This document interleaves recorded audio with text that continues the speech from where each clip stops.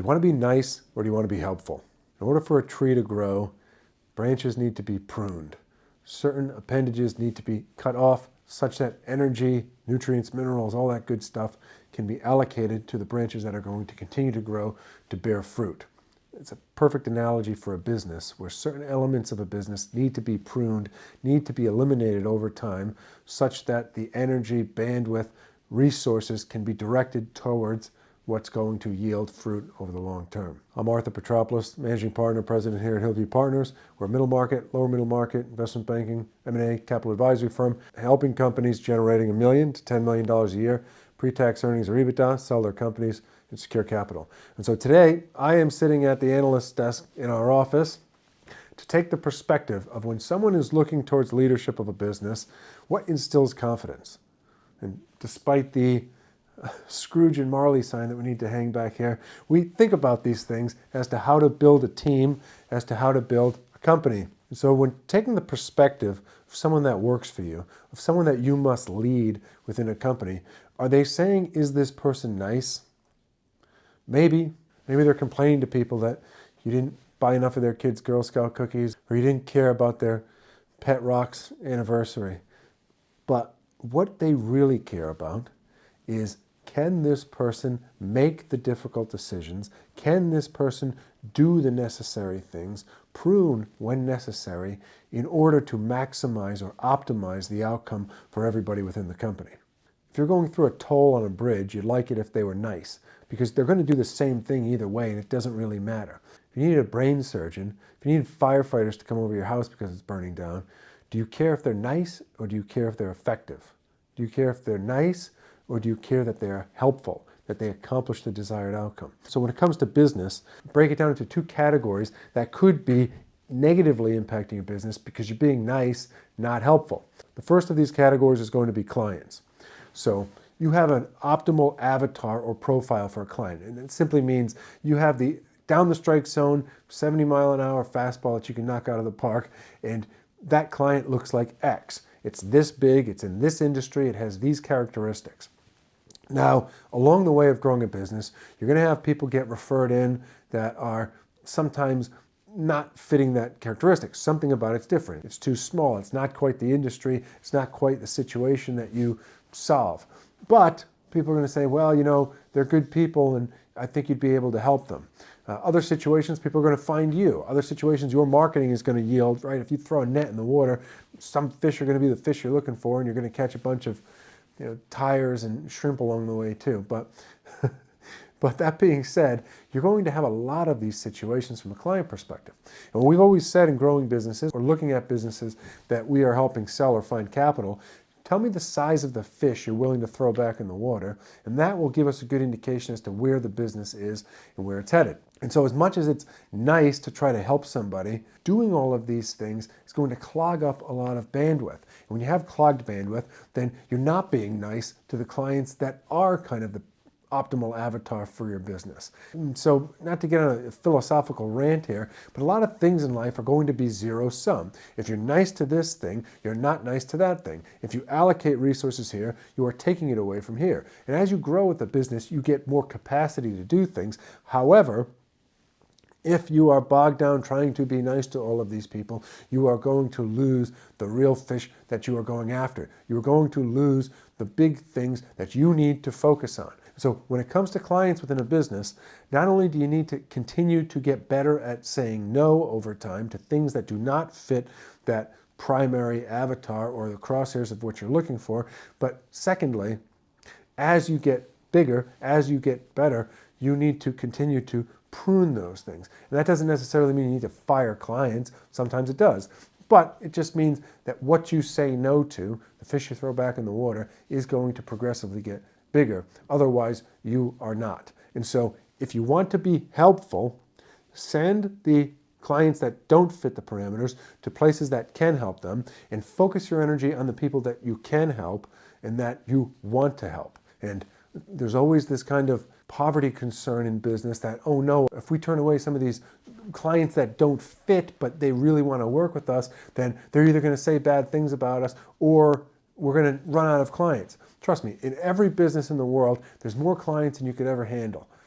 And so focus on getting more of the clients that fit. And trust me, if you take on a client that's not your primary avatar, that's not the type of client that you want, it's probably not going to yield you the financial results that you would want from servicing that client, and then you're not going to care that much about it, and you're not going to provide that good of service, and then they're going to go tell everybody else that your product, service, or offering is no good. So would you rather someone be a little bit miffed saying, you know what, they wouldn't work with me because I'm a quarter of the size of what they work with. Or they wouldn't work with me because I'm in a completely different industry. They wouldn't work with me because my company is based in Timbuktu and they only work in the west side of the United States.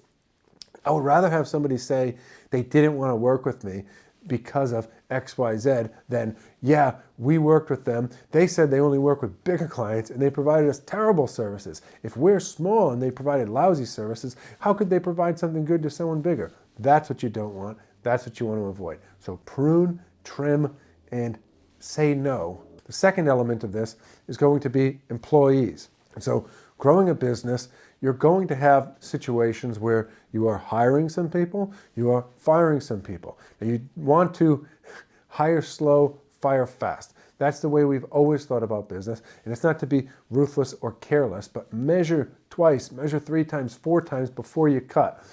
Make sure the people you bring on fit all of the parameters that you want, that you feel like there's a long-term trajectory for that person, that you are providing a helpful path to them.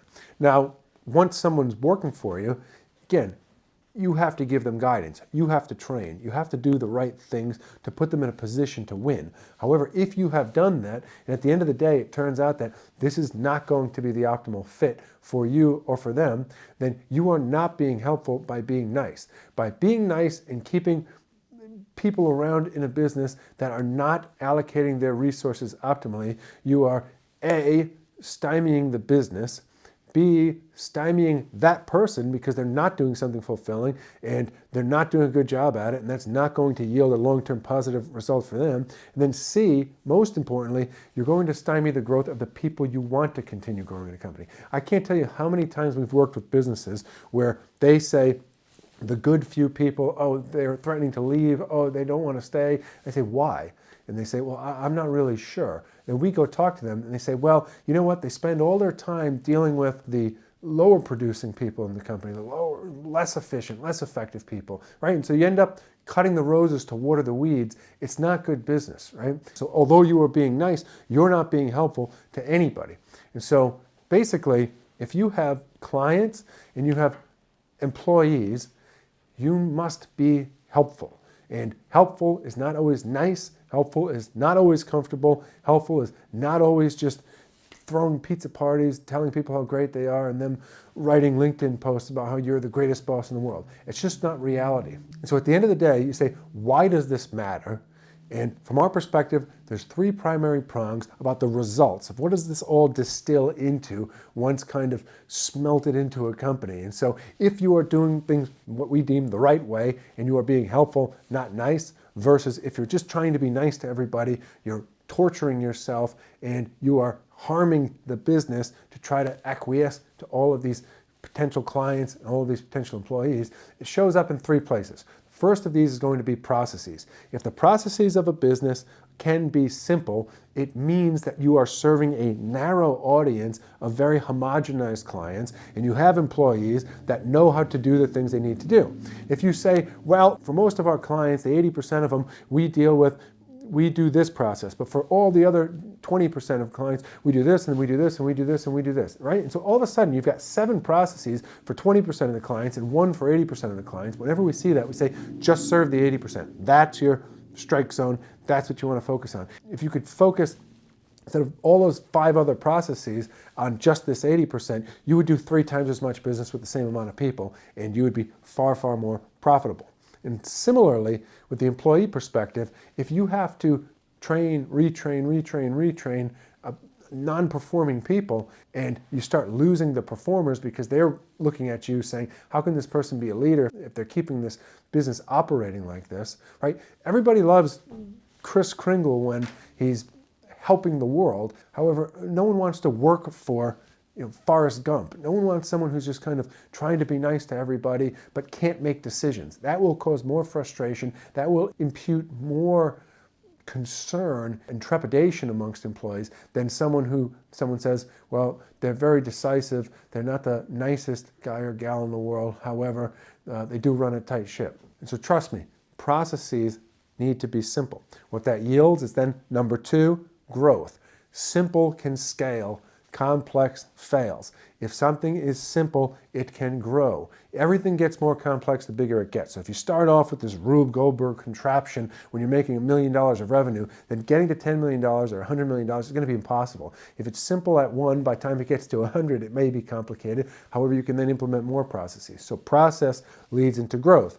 And then thirdly, this compounds into enterprise value. If you have this contraption of a business that serves 20 different categories of clients, only 2 of them is profitable. You've got this world of misfit toys of employees where there's some superstars and a lot of non-performers. It's just not going to have a lot of value to the world. However, if you had a really well-oiled machine and you had exactly the processes in place because you were serving exactly the customers that you wanted to serve, and you only had the A players who wanted to be in this, that's what would create real enterprise value. And remember, the C players, it doesn't mean they're C and D players forever. It just might be for your business, right? Like how many times does someone break up with a boyfriend or a girlfriend and they say, oh, they were no good, and the next week they're a Nobel laureate?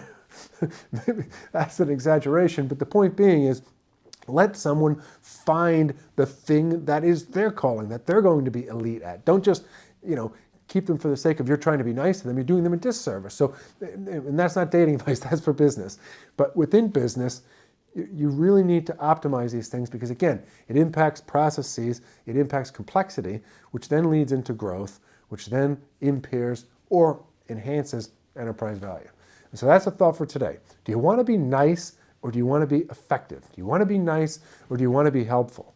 Our perspective of the world, and obviously it's a bit skewed towards the world of selling businesses and finding capital, it's a lot better to be helpful for all the people in your business, for all the clients that you're going to serve, and ultimately for yourself in optimizing the value of your company.